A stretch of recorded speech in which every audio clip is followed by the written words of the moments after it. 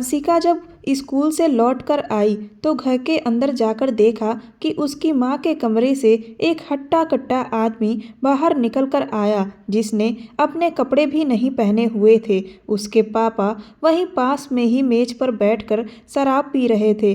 उस आदमी ने उसके पापा के पास जाकर उन्हें कुछ पैसे पकड़ाए और उसके बाद वह आदमी बाहर जाने लगा। वो उसे देखकर थोड़ा सा घबरा गई और तुरंत ही अपने कमरे की तरफ चली गई। कमरे के अंदर जाकर उसने अपना दरवाज़ा बंद कर लिया और दरवाजे की दराज से बाहर की तरफ देखने लगी। वो चुपचाप सहमी हुई सी बाहर देख रही थी। तो अंशिका ने अपनी माँ के कमरे से कई आदमियों को काफ़ी देर के बाद अंदर बाहर आते जाते देखा। उसे समझ नहीं आ रहा था कि वह लोग उसकी माँ के कमरे में आखिर करने क्या जा रहे हैं, और जब भी वह उसकी माँ के कमरे से बाहर निकलते तो उसके पापा को पैसे क्यों पकड़ाते, उसे कुछ भी समझ नहीं आ रहा था। बस बीच बीच में उसे अपनी माँ की चीखों की आवाज़ आ रही थी। उसे बहुत ज़्यादा घबराहट हो रही थी। वो इतना तो समझ रही थी कि उसकी माँ को कोई तकलीफ़ हो रही है, लेकिन वो उनके लिए कुछ भी नहीं कर सकती थी, क्योंकि उसे अपने पापा से बहुत ज़्यादा डर लगता था। अगर अंशिका अपनी माँ को बचाने के लिए जाती तो उसके पापा उसकी पिटाई कर देते, और उसे उनकी पिटाई से डर लगता है और बहुत दर्द भी होता है। लेकिन अंशिका से अपनी माँ का रोना बर्दाश्त भी नहीं हो रहा था। वो भी लगातार रोए चली जा रही थी। बहुत देर तक यही सब चलता रहा। वो वही दरवाजे के पास खड़े बाहर देखती रही और लगातार रोती रही।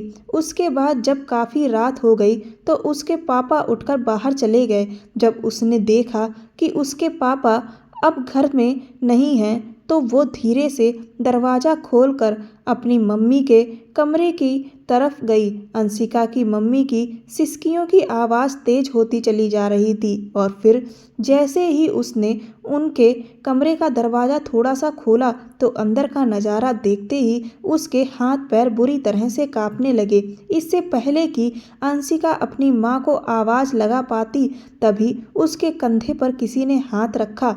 पीछे पलटकर देखा तो तभी एक गाड़ी के तेज हॉर्न के बजने की आवाज़ आती है और वो अपनी सोच से बाहर आ जाती है। वो यहाँ वहाँ नज़र दौड़ाती है तो खुद को उस रेस्टोरेंट में अकेला बैठा पाती है।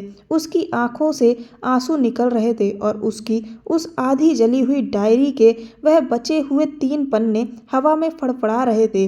अंशिका का वह अंधेरे में डूबा हुआ अतीत उन 3 पन्नों में सिमटा हुआ था, जिन्हें वो बार बार पढ़ती रहती थी और रोती रहती थी। आज इतने सालों बाद वो अपने अतीत को छोड़कर बहुत दूर निकल आई थी, लेकिन इसके बावजूद भी उसका अतीत उसे आज भी नहीं छोड़ रहा है। वह आज भी उसके साथ है।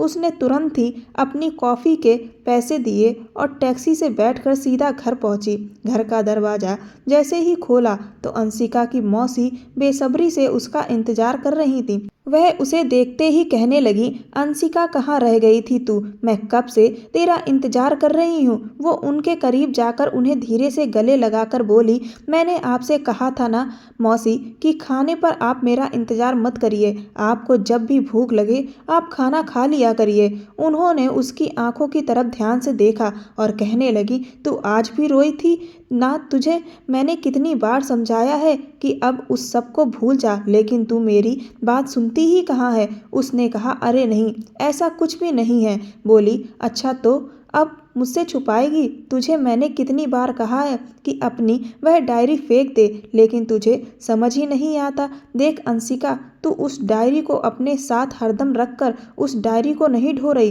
बल्कि अपने अतीत को ढो रही है। अंशिका ने कहा, मौसी मैं क्या करूं? मैं उस डायरी को फेंक ही नहीं पाती। मुझ में इतनी हिम्मत ही नहीं होती। आज भी मेरे अतीत से जुड़े हजारों सवाल हैं जिनके मुझे जवाब नहीं मिल पाए हैं। उसकी मौसी ने उससे कहा, चल यह सब छोड़, खाना खाते हैं। खाना खाकर वो बिस्तर पर लेट गई और यही सोचने लगी कि कल से अब मैं यह सब बिल्कुल भी नहीं सोचूंगी और एक नई शुरुआत करूंगी। अंशिका की उम्र 22 साल है। वो एक मल्टीनेशनल कंपनी में 1 साल से काम कर रही है और अपनी मौसी के साथ ही रहती है। उसकी मौसी के जब कई कई सालों तक कोई बच्चे नहीं हुए तो उनके पति ने उन्हें तलाक दे दिया। तलाक के बाद ना तो उनके पास कोई सहारा था और इधर अंशिका तो पहले से ही बेसहारा थी, इसीलिए वो दोनों ही एक दूसरे का सहारा बने।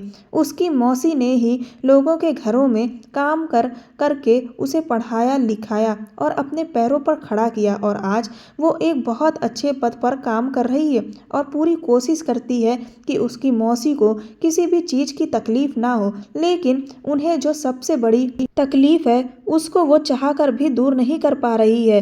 वह बस यही चाहती हैं कि अंशिका अपने अतीत से बाहर निकल आए और किसी को अपना हमसफर बना ले, पर वो अपने अतीत को छोड़ ही नहीं पा रही है। उसके अतीत का काला साया उसके मन पर हर वक्त हावी रहता है, जिसकी वजह से उसने कुछ ऐसे फैसले लिए हैं जिनसे उसकी मौसी बिल्कुल भी खुश नहीं है, पर वो चाह कर भी उन फैसलों से अब पीछे नहीं हटना चाहती। सुबह होते ही अंशिका तैयार होकर अपने ऑफिस पहुंची तो उसके बॉस ने उसे केबिन में बुलाया। उन्होंने कहा कि वह उसे एक नया प्रोजेक्ट सौंप रहे हैं, जिसकी बेहतर परफॉर्मेंस के लिए उन्होंने एक ग्रुप बनाया है जिसकी लीडर वो है और उस ग्रुप में काम करने वाले सभी मेंबर्स को वो ही सारे इंस्ट्रक्शन देगी और उनके हर काम की अच्छे से जांच करेगी ताकि उस प्रोजेक्ट में कोई भी कमी ना हो। उसने सर से कहा, आप बिल्कुल बेफिक्र रहिए, आपने अभी तक मुझे जितने भी प्रोजेक्ट दिए हैं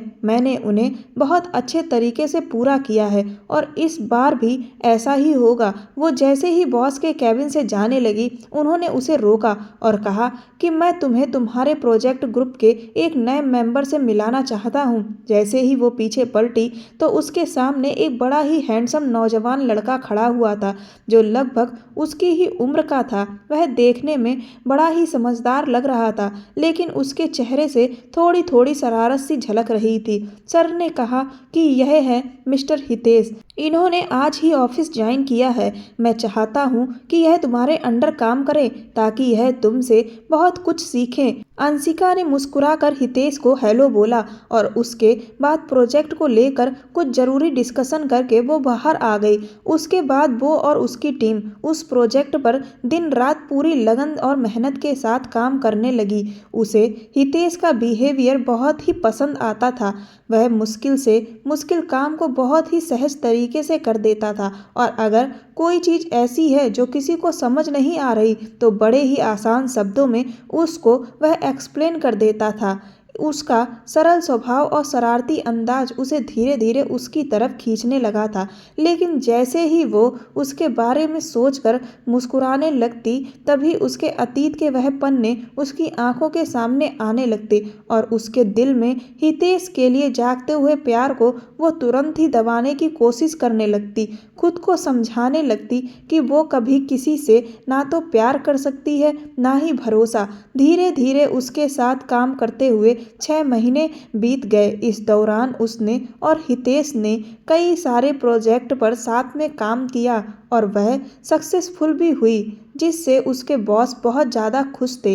इधर उसकी और हितेश की धीरे धीरे बहुत अच्छी दोस्ती होती जा रही थी। वो चाहती तो यही थी कि ज़्यादा से ज़्यादा उससे दूर ही रहे, क्योंकि वो जितना उसके करीब रहती उसके दिल में उसके लिए प्यार का एहसास बढ़ने लगता, लेकिन वह उसको खुद से दूर रहने ही नहीं देता था। कुछ दिनों के बाद बॉस की वेडिंग एनिवर्सरी आई तो उन्होंने उन सभी को अपनी पार्टी में इनवाइट किया।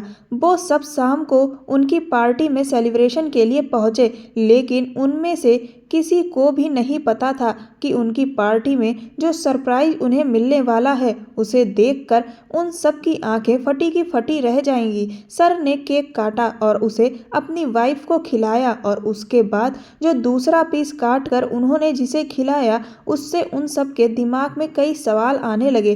दरअसल सर ने वह दूसरा पीस काट कर हितेश को खिलाया। वो सब सवालिया नज़रों से कभी एक दूसरे को देखते तो कभी हितेश की तरफ। तभी उसी पार्टी में शामिल एक अंकल हितेश की तरफ आगे बढ़े और उसके कंधे को थपथपाते हुए बॉस को देखते हुए बोले, आपका बेटा तो अब बहुत काबिल हो गया है, यह आपके बिजनेस को आपसे भी ज़्यादा आगे लेकर जाएगा। यह सुनकर तो उन सब के मुंह हैरानी से खुल गए।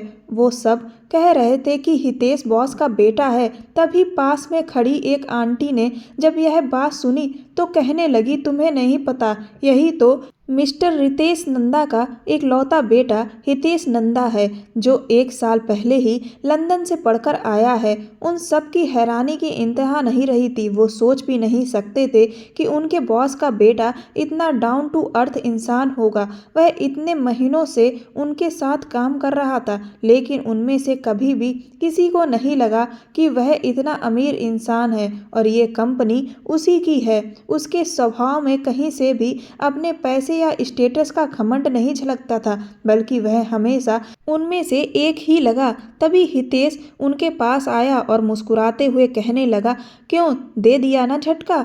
अब वो सब उसके साथ बहुत अनकंफर्टेबल फील कर रहे थे, क्योंकि अभी तक वह उनमें से एक था, लेकिन अब वह उनके लिए उनके बॉस का बेटा था। जब उसने उन लोगों को उसके साथ अजीब तरह का बिहेवियर करते देखा तो कहने लगा कि देखो, मुझे यह सब बिल्कुल भी पसंद नहीं है। मैं तुम लोगों के लिए आज भी वही हितेश हूँ जो आज से कुछ महीने पहले था। आज भी कुछ नहीं बदला है। मैं कल भी तुम्हारा दोस्त था और आज भी तुम लोगों का दोस्त हूँ, और जैसे अभी तक काम करते आए थे साथ में, वैसे ही आगे भी मिलकर काम करेंगे और अंशिका जी से बहुत कुछ सीखेंगे।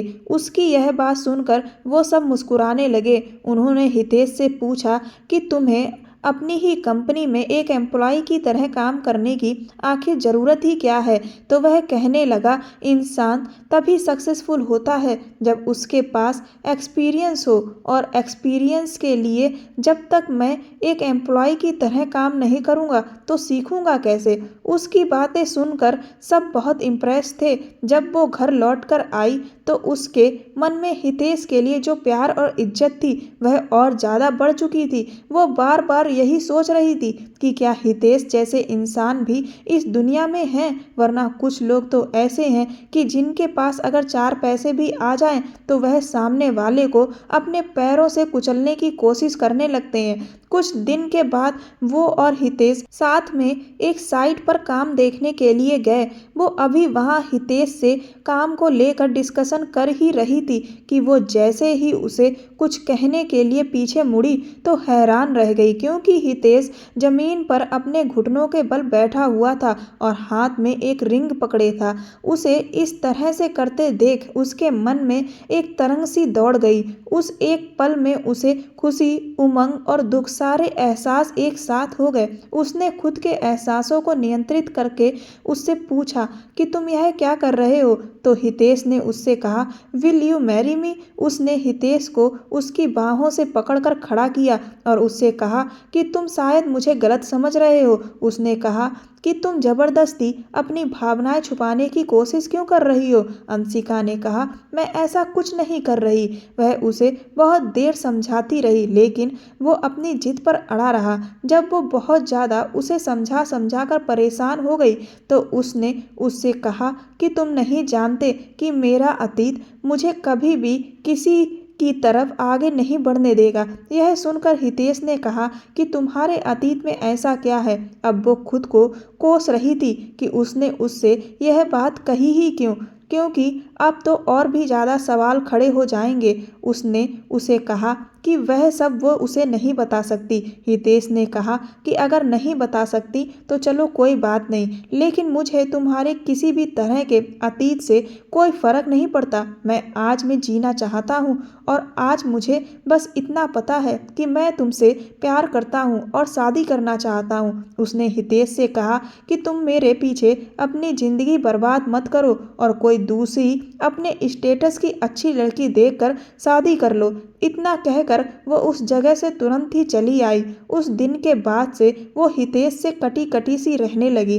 हमेशा यही कोशिश करती कि वो उससे दूर ही रहे, पर वो ही जानती थी कि उसे इस सब से कितना दुख हो रहा है। एक शाम ऑफिस से निकलते वक्त उसने सोचा कि अपनी मौसी को फ़ोन करके पूछ लूं कि उन्हें घर का कोई सामान तो नहीं चाहिए। जब उसने उन्हें फ़ोन किया तो उसे पता चला कि उसकी मौसी का एक्सीडेंट हो गया है। यह सुनकर वो दौड़ी दौड़ी घर पहुंची।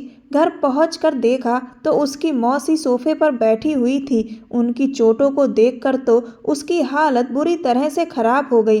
वो रोने लगी तो वह उसे समझाने लगी कि फिक्र करने की कोई बात नहीं है, बस जरा सी ही चोटें लगी हैं। वह तो भला हो उस लड़के का जो मुझे सही मौके पर डॉक्टर के पास ले गया और फिर वह मुझे यहाँ घर तक लेकर आया। उसने कहा कि कहाँ है वह इंसान? तो मौसी ने कहा कि वह मेरे लिए जूस लाने गया है। मैंने तो उसे बहुत मना किया लेकिन वह माना ही नहीं। अंशिका ने कहा, लेकिन आपको यह चोट कैसे लगी? तो कहने लगी, मैं सब्जी लेकर जा रही थी लेकिन तभी अचानक से एक बाइक वाला बहुत तेजी से मेरे पास से निकला और मेरी साड़ी का पल्लू उसकी बाइक में कहीं हिलक गया, जिससे मैं बुरी तरह से सड़क पर घिसट गई और जब तक बाइक से पल्लू छूटा तब तक मेरे चोट लग चुकी थी। वह बाइक वाला तो वहां से भाग गया। आसपास लोगों ने मेरे आसपास घेरा लगा लिया लेकिन कोई भी मेरी मदद नहीं कर रहा था।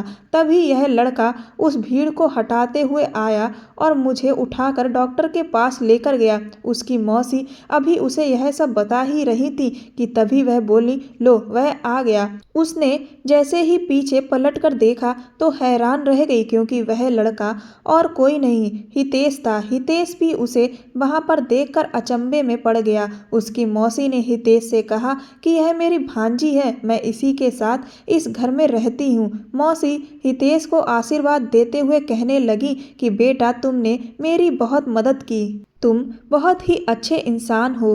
उसके बाद उसकी मौसी ने हितेश को उससे मिलवाया तो हितेश ने कहा कि मैं इन्हें जानता हूँ। यह सुनकर उसकी मौसी भी चौंक गई तो उसने अपनी मौसी को बताया कि दरअसल मैं और हितेश एक ही कंपनी में काम करते हैं। यह सुनकर तो उसकी मौसी बहुत ही ज़्यादा खुश हो गई। फिर उनकी कुछ सामान्य बातचीत हुई। उसके बाद हितेश ने कहा कि अब मैं चलता हूँ तो उसकी मौसी ने कहा कि बेटा, जब भी समय मिले तो तुम घर आते रहना, मुझे बहुत अच्छा लगेगा। इसके बाद हितेश वहां से चला गया। इधर उसकी मौसी आए दिन उसे कई लड़कों की तस्वीरें शादी के लिए दिखाती रहती थी लेकिन वो उन्हें मना करती रहती थी। वह उसे समझाती कि कब तक तुम अपने अतीत में ही उलझी रहोगी लेकिन उसकी हिम्मत ही नहीं होती कि वो अपने जीवन में किसी को जगह दे। कुछ दिनों बाद उसका जन्मदिन पड़ा। जब वो ऑफिस से लौट कर आई तो देखा उसकी मौसी केक के साथ उसका इंतजार कर रही थी और उन्होंने हितेश को भी बुला लिया था। उसने मौसी से कहा भी कि आपने यह सब क्यों किया? तो वह कहने लगी कि तुम्हें तो कुछ करना ही नहीं होता है, तुम्हें इतना समझाया लेकिन तुम्हें समझ ही नहीं आता। उसकी मौसी हितेश से कहने लगी कि तुम तो इसके दोस्त हो, तुम इसे क्यों नहीं समझाते कि ये भी अपनी जिंदगी में आगे बढ़े, छोटी मोटी खुशियों को मनाए। शादी के लिए इतने रिश्ते दिखा चुकी हूँ पर ये अपनी जिद पर अड़ी है। हितेश ने पूछा, आखिर ऐसा क्यों है? तो उसकी मौसी कहने लगी कि यह किसी और के किए की सजा खुद को दे रही है। उसने मौसी को रोका कि आप फिर से वही बातें लेकर बैठ गई लेकिन हितेश बार बार उसके अतीत की हकीकत जानने की कोशिश करने लगा। उस दिन तो जैसे तैसे उसने उस बात को ही वहीं पर दबा दिया लेकिन अगले दिन जब वो ऑफिस पहुंची तो हितेश उससे कहने लगा कि अंशिका, मैं तुम्हारा एक अच्छा दोस्त भी हूँ, तो क्या तुम मुझे नहीं बता सकती कि आखिर तुम्हारे इस तरह के फैसले के पीछे क्या वजह है? अंशिका ने उससे कहा कि मैं यह बात किसी से शेयर नहीं कर सकती। तो वह थोड़ा गुस्से में आ गया और कहने लगा कि भले ही तुम्हारी इससे जिंदगी ही क्यों ना बर्बाद हो रही हो, आखिर ऐसी कौन सी बात है जिसके लिए तुमने जिंदगी भर अकेले रहने का फैसला किया है? अंशिका को लगा कि वो अब इस बात को संभाल नहीं पाएगी, इसीलिए बिना उसे कुछ कहे चुपचाप वहाँ से चली आई। अब हितेश से वो और भी कम बात करने लगी थी। वह जितना उसके करीब आने की कोशिश करता वो उतना ही उससे दूर भागती। एक दिन जब वो ऑफिस से जल्दी छुट्टी लेकर एक जगह गई हुई थी तो वहाँ से निकलते हुए उसे हितेश ने देख लिया। वह तुरंत ही उसके पास दौड़कर आया और बोला कि अंशिका, तुम आखिर यहाँ क्या कर रही हो। उसने उससे कहा कि मुझे कुछ काम था, तो कहने लगा कि आखिर तुम्हें पागल खाने में क्या काम था। उसने उससे कहा कि यह मेरा निजी मामला है, तुम इस सब में मत पड़ो।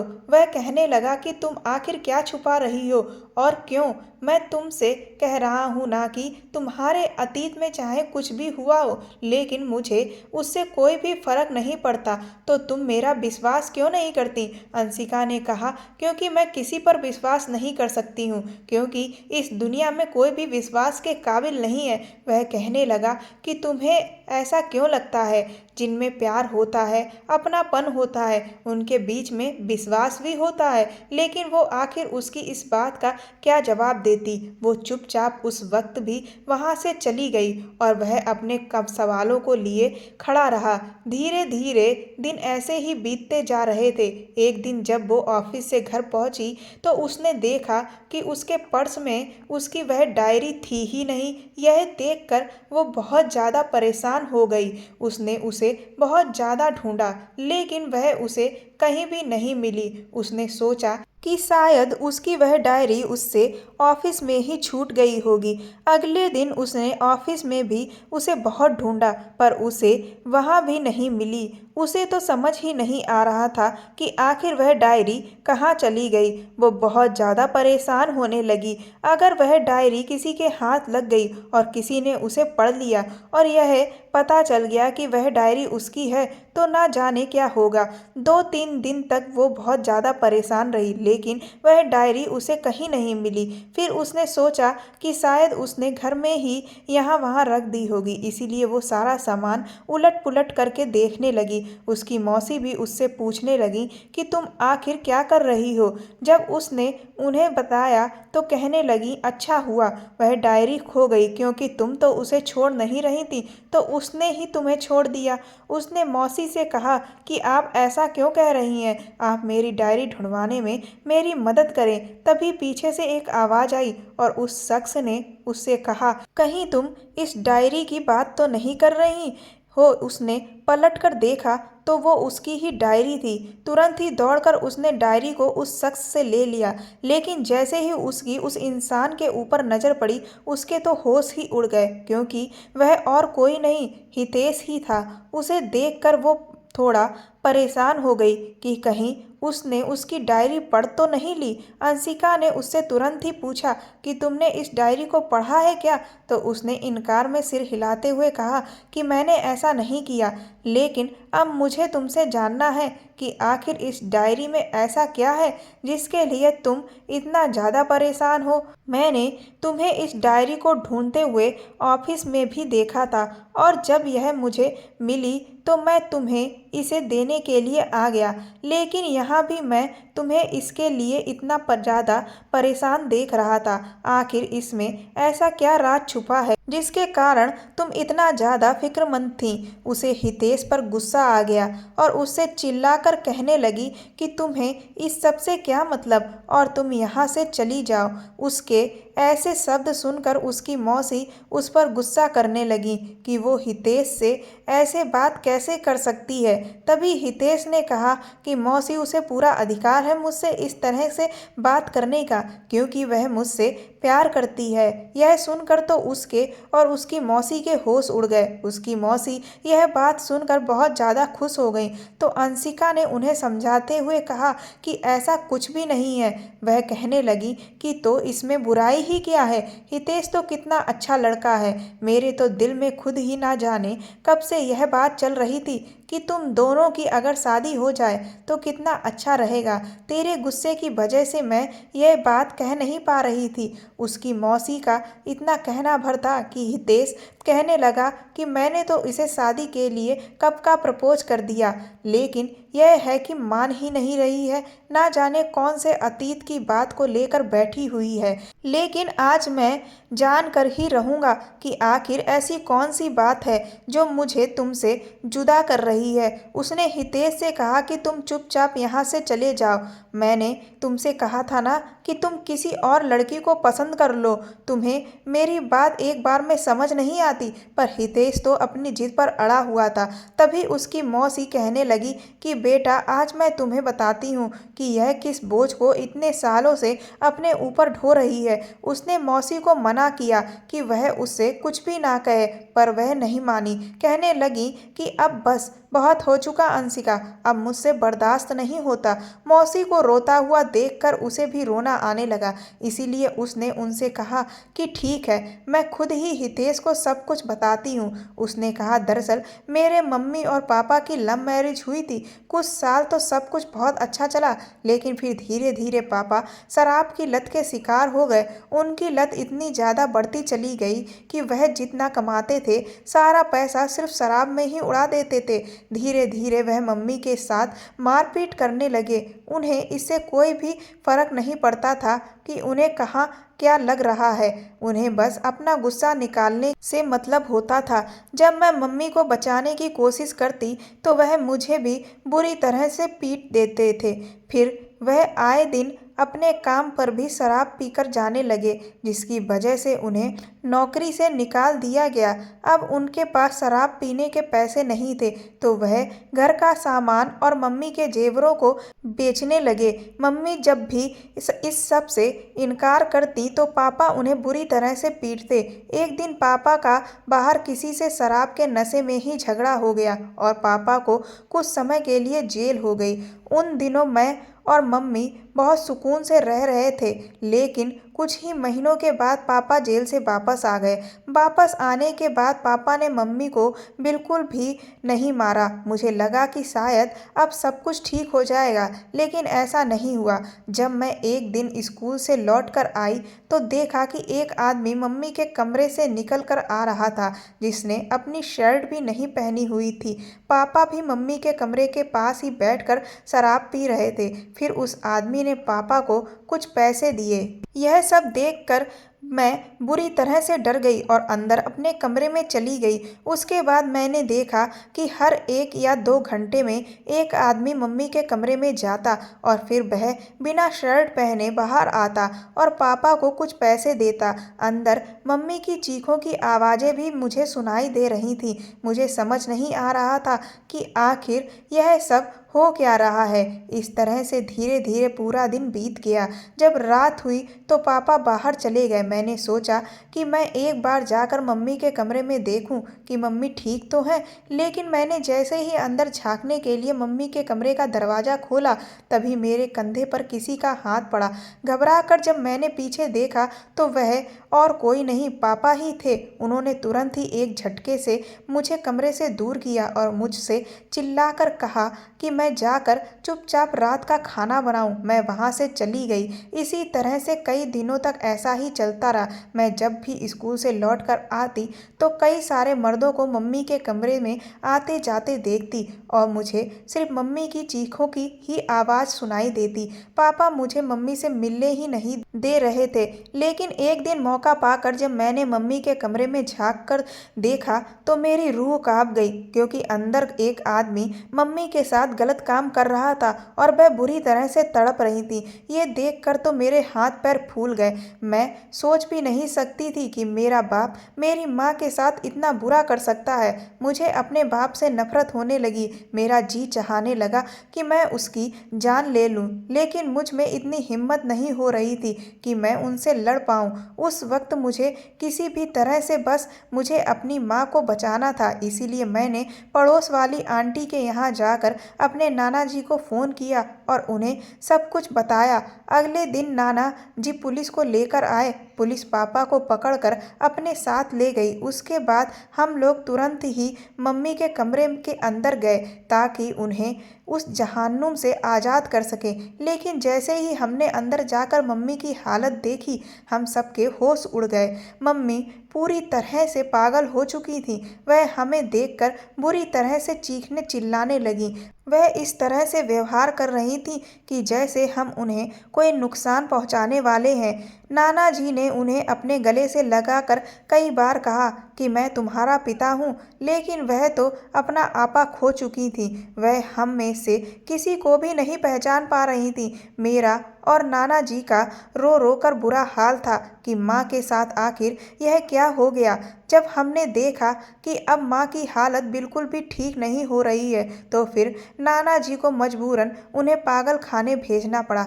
नाना जी मुझे अपने साथ घर तो ले आए, लेकिन अपनी बेटी की ऐसी हालत से उन्हें बहुत गहरा सदमा लगा, जिसे वह बर्दाश्त ही नहीं कर पाए और 3 दिन के बाद ही उनकी हार्ट अटैक से मौत हो गई। नाना जी की मौत के बाद मैं पूरी तरह से बेसहारा थी और इधर मौसी का भी तलाक हो चुका था, तो अब इस दुनिया में उनका भी कोई नहीं बचा था। इसीलिए मौसी मुझे अपने साथ ही रखने लगी। हम दोनों एक दूसरे का सहारा बन गए।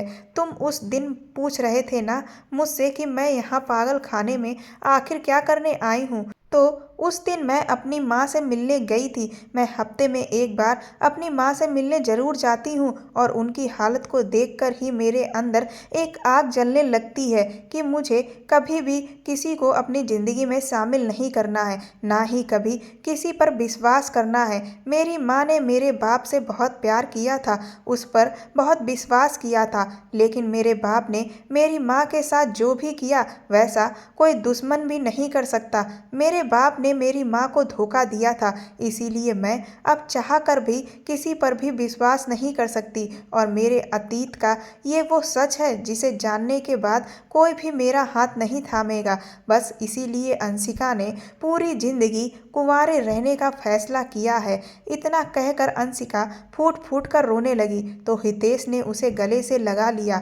उसने कहा कि तुम्हें ऐसा क्यों लगता है कि अगर तुम्हारे पापा धोखेबाज निकले तो यह सारी दुनिया भी ऐसी ही होगी? ऐसा कुछ भी नहीं है। मैं तुमसे बहुत प्यार करता हूँ और तुम्हें धोखा देने के बारे में मैं कभी सपने में भी नहीं सोच सकता। इस दुनिया में अगर बुरे लोग हैं तो अच्छे लोग भी हैं। किसी एक इंसान ने अगर किसी को धोखा दिया तो इसका मतलब यह नहीं कि हर कोई धोखेबाज होगा। एक बार मुझ पर विश्वास करके तो देखो, मैं कभी भी तुम्हें कोई भी दुख नहीं पहुंचाऊंगा। उसने हितेश से कहा, मेरे अतीत की सच्चाई जानने के बाद भी क्या तुम्हारा परिवार मुझे एक्सेप्ट करेगा? हितेश ने पूरे आत्मविश्वास से कहा, मेरे मम्मी पापा के लिए मेरी खुशी से बढ़कर और कुछ भी नहीं है। जब मैं उन्हें बताऊंगा कि मैं तुमसे प्यार करता हूँ और सिर्फ तुम्हारे साथ ही खुश रह पाऊंगा, तो तुम्हारा अतीत चाहे कुछ भी हो, उन्हें उससे कोई भी फर्क नहीं पड़ेगा। उसी शाम को हितेश ने अपने मम्मी पापा को उसके बारे में सब कुछ बता दिया और सच में जैसा हितेश ने कहा था वैसा ही हुआ। अगले ही दिन हितेश अपने पेरेंट्स के साथ उसके घर पर शगुन लेकर आया और उनकी सगाई और शादी की तारीख भी फिक्स हो गई। हितेश को पाकर वो बहुत खुश थी और कुछ ही दिनों बाद उससे शादी हो गई। अंशिका की मौसी का इस दुनिया में कोई भी नहीं था, इसीलिए अंशिका को अपनी शादी के बाद उनके लिए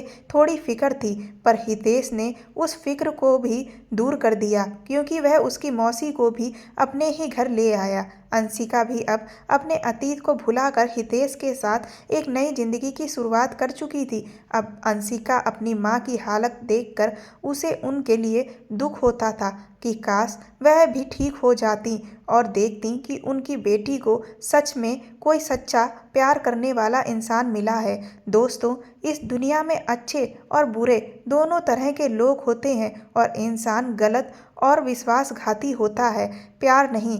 अगर आपको कोई सच्चा प्यार करने वाला मिला है तो उसकी कदर करें। सच्चा प्यार बहुत किस्मत से मिलता है। कहानी पसंद आई हो तो मेरे चैनल को सब्सक्राइब कर दें, मेरे वीडियो को लाइक कर दें और वीडियो को ज़्यादा से ज़्यादा शेयर करें। धन्यवाद।